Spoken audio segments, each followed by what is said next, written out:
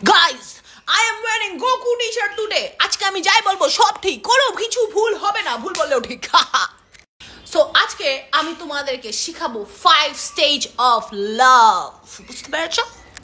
আর মজার ব্যাপার হলো বেশিরভাগ মানুষ, লিটারালি 90% মানুষ স্টেজ 2 পার করতে পারে না। Can you imagine? প্রথম স্টেজ হলো লাভ বম্বিং। এই সময় আমরা শুধু ফোকাস করি আমাদের সিমিলারিটিসের মধ্যে, আমাদের রেড ফ্ল্যাগসগুলো তখন আমাদের চোখের সামনে ডিসঅ্যাপিয়ার হয়ে যায়। লাইক আমরা এতটা বন্ড করতে থাকি যে আমরা কোন বিষয়ে বন্ড করব না ওটা নিয়ে আমরা আর ভাবি না। We are more into a delusional version of them, যেটা আমরা রিয়েলিটি থেকে অনেক আলাদা থাকে। এরপরে আসে হলো স্টেজ 2।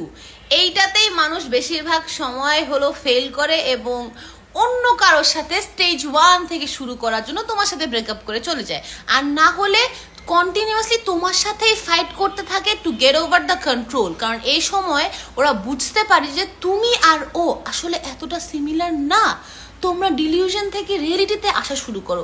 এই স্টেজটাই হার্ড টু অ্যাকসেপ্ট যে মানুষটাকে তুমি যতটা ভালো মনে করছিলা সব green green green green green, ওই মানুষটারই রেড লাইটগুলো তুমি দেখা শুরু করলে। ড্যাম ম্যান ড্যাম, আমি তো তোমাকে এমন ভাবি নাই, তুমি এমন কেমনে হইলা। But as that Bangla movie says, আমার ভালোটাকে ভালোবাসবে, খারাপটাকে ভালোবাসবে না, তা তো হবে না বলো। এই স্টেজে যদি তুমি পার করতে পারো, এরপর তুমি চলে যাবা স্টেজ 3। স্টেজ 3টা আমার খুব সুন্দর লাগে, যেখানে তুমি অ্যাকসেপ্ট করে নাও যে ওই মানুষটা কখনো চেঞ্জ হবে না, ওর একটা আলাদা পার্সোনালিটি আছে, and this is who he is or she is. হ্যাঁ, but you convince yourself or you accept that as well যে তুমি এই মানুষটাকে ওর মতো করেই ভালোবাসতে পারবা। This is the step 3. Step 3 is not only about accepting, it's also about adapting.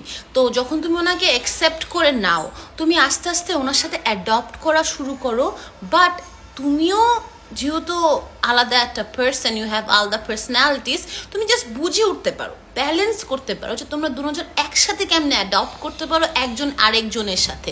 So এই স্টেজটা খুবই বিউটিফুল। এটা যদি তুমি, কিন্তু আবার খুব কষ্টকর, যদি পার করে যেতে পারো তখন আসে হলো স্টেজ 4। স্টেজ 2 আর স্টেজ 3 যারা পার করে আসছে, হ্যাঁ, টু স্টেজ 4, তারা অলরেডি ইজ আ পাওয়ার কাপল।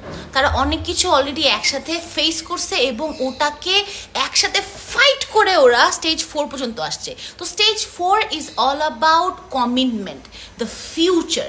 তো দ্য থিং ইজ, স্টেজ 4-এ এসে আস্তে আস্তে তোমরা তোমাদের ডিফারেন্সেসগুলাকে পাওয়ার হিসাবে ইউজ করা শুরু করো।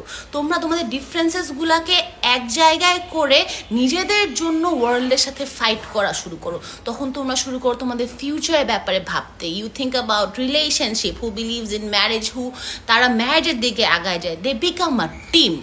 আর যদি তোমরা স্টেজ 4টাকে সুন্দর করে করতে পারো, দেন কাম স্টেজ 5। স্টেজ 5-এর নামটাও আমার অনেক সুন্দর লাগে। স্টেজ 5-এর নামটা হলো ওয়াননেস, যে তোমরা একসাথে এত দূর পথ, এতটুকু জার্নি একসাথে পার করে ফেলছো যে তোমরা ওয়ান হয়ে গেছো। তুমি নিজেকে যতটুকু বুঝো এর চাইতে বেশি তোমার পার্টনার তোমাকে বুঝে। তুমি তোমার পার্টনার নিজেকে যতটুকু চেনে এর চাইতে বেশি তুমি ওনাকে চিনো। It's so beautiful, it feels like তোমার এই পৃথিবীতে একটা মানুষ আছে। কিন্তু বাবা, এত সুন্দর একটা জিনিস খুব সহজে পাওয়া যায় না।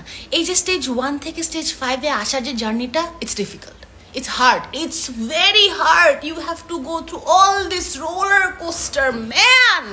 এই জন্য দেখবা কি জানো, আমাদের আগের কালের সময় use to see some couples যারা হলো একটু রাগ দেখাচ্ছে, ঝাঁক দেখাচ্ছে, কিন্তু একটার সাথে ছাড়া থাকতে পারে না। আরে আমার আব্বু আমার মাকে ছাড়া ঘুম আসে না তার, ওই টাইপের কাপল হয়ে যায়।